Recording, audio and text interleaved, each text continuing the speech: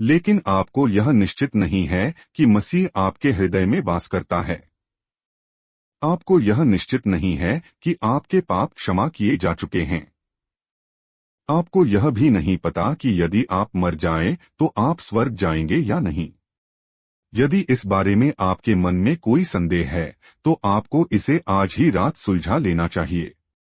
आप परमेश्वर से भाग रहे हैं।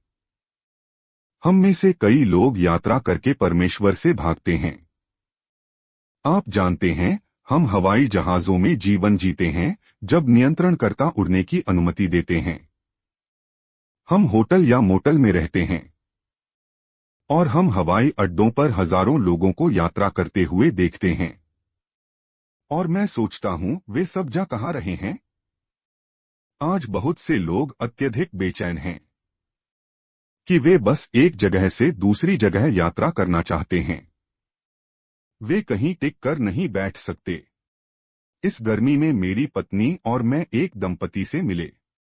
उनके दुनिया के अलग अलग हिस्सों में घर हैं और उन्होंने कहा, हम इतने बेचैन हैं कि किसी भी जगह 2 हफ्ते से ज्यादा नहीं रह सकते। फिर वे एक जेट पर चढ़ते हैं और किसी और जगह चले जाते हैं, बेचैन भागते हुए। और बहुत से लोग चीजों की वासना में भागते हैं। आप देखते हैं, लोग बस खरीदते जा रहे हैं सिर्फ इसलिए कि खरीदना है। और ऐसे बहुत से लोग हैं जो मजबूरी में खरीदारी करने लगते हैं, जैसे कुछ लोग मजबूरी में शराब पीते हैं। खरीदना ही पड़ता है। जेब में पैसे नहीं रह सकते, उन्हें खर्च करना ही होता है। मैं किसी का नाम नहीं लूंगा, लेकिन मुझे यकीन है कि कुछ पति यहां उस दिशा में सोच रहे होंगे और पत्नियां भी। और फिर कुछ लोग सेक्स की सनक में भागते हैं। ये आजकल एक फैशन भी है और एक जुनून भी। और आज हम इससे पूरी तरह भरे हुए हैं, इसके इतने आदी हो चुके हैं कि अब इससे उकता चुके हैं।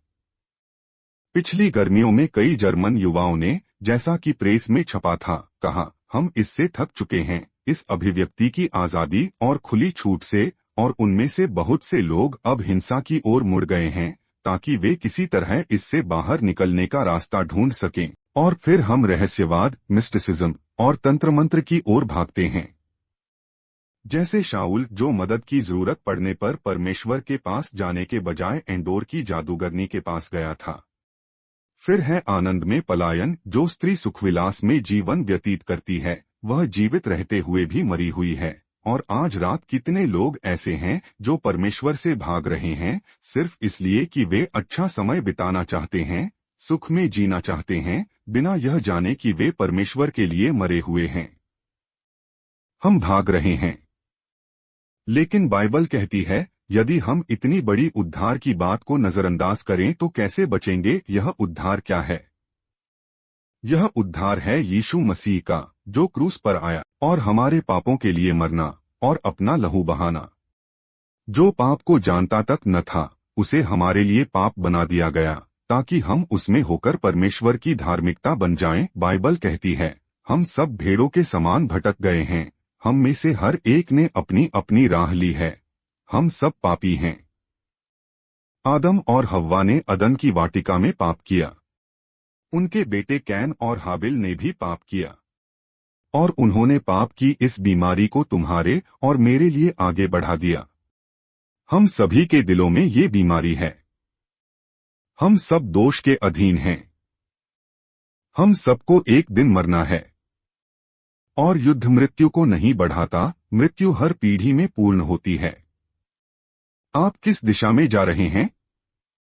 मैंने एक व्यक्ति के बारे में पढ़ा जो उस राज्य के पश्चिमी भाग से गुजर रहा था जहां मैं रहता हूं, नॉर्थ कैरोलिना में, जहां हम पहाड़ों में रहते हैं। वह एक दिशा चिन्ह के पास पहुंचा। एक दिशा एक समतल और आरामदायक राजमार्ग की ओर इशारा कर रही थी, लेकिन जिस रास्ते पर वह वास्तव में जाना चाहता था, उसकी ओर इशारा करने वाला चिन्ह एक कठिन और उबड़-खाबड़ रास्ते की ओर था। और तभी उसके मन में एक चालाक विचार आया। वह उस दिशा चिन्ह पर चढ़ गया और संकेतों को बदल दिया। और वह कभी अपने गंतव्य तक नहीं पहुंच पाया। और आप में से बहुत से लोग जीवन के रास्ते पर दिशा संकेतों को बदलने की कोशिश कर रहे हैं। आप आसान, समतल और सुखद रास्ता चाहते हैं, लेकिन वह रास्ता परमेश्वर की ओर नहीं ले जाता। पुराने नियम में यह बहुत रोचक था कि जब कोई व्यक्ति अपना हृदय परमेश्वर को देता था तो उससे अपेक्षा की जाती थी कि वह समृद्ध होगा। लेकिन नया नियम ठीक विपरीत सिखाता है। नया नियम सिखाता है कि जो मसीह का अनुसरण करते हैं उनके लिए दुर्लभ और मृत्यु है। आज के युग में विशेष रूप से मसीह का अनुसरण करना आसान नहीं है। मसीह का अनुसरण करना कठिन है। यीशु ने कहा कि जीवन के दो मार्ग हैं। तंग द्वार से प्रवेश करो, क्योंकि चौड़ा है वह द्वार और विशाल है वह मार्ग जो विनाश की ओर ले जाता है, और बहुत से लोग उसमें से प्रवेश करते हैं।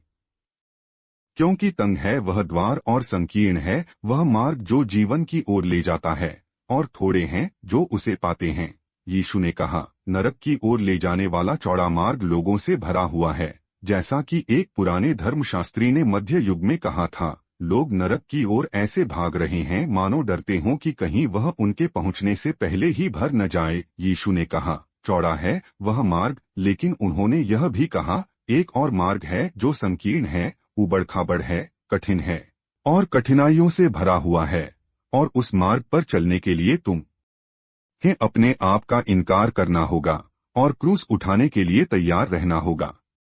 तुम्हें मसीह के साथ अपनी पहचान बनानी होगी, अपने स्कूल में, अपने कारखाने में, अपने खेत में, अपने दोस्तों और पड़ोसियों के बीच। उन्हें यह साफ साफ बता दो कि तुम कहाँ खड़े हो, कि तुम मसीह के साथ खड़े हो, धार्मिकता के साथ खड़े हो, ईमानदारी, भलाई, नैतिकता और न्याय के पक्ष में खड़े हो। और हमारी पीढ़ी में यह आसान नहीं है। कोई भी आसान मार्ग नहीं होता, वह चौड़ा मार्ग होता है। लेकिन यीशु ने कहा, मृत्यु, विध्वंस, न्याय और नरक है, यह रास्ता ज्यादा समय तक नहीं चलता। जीवन जल्द ही समाप्त हो जाएगा।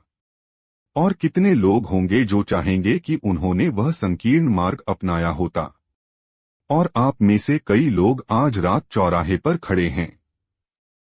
आपको यहां से जाने से पहले एक निर्णय लेना होगा। यहां कोई भी व्यक्ति मेरी आवाज सुन रहा है। आप गायन मंडली में हो सकते हैं, आप इस बड़े दर्शक वर्ग में हो सकते हैं, और आपको एक निर्णय लेना होगा।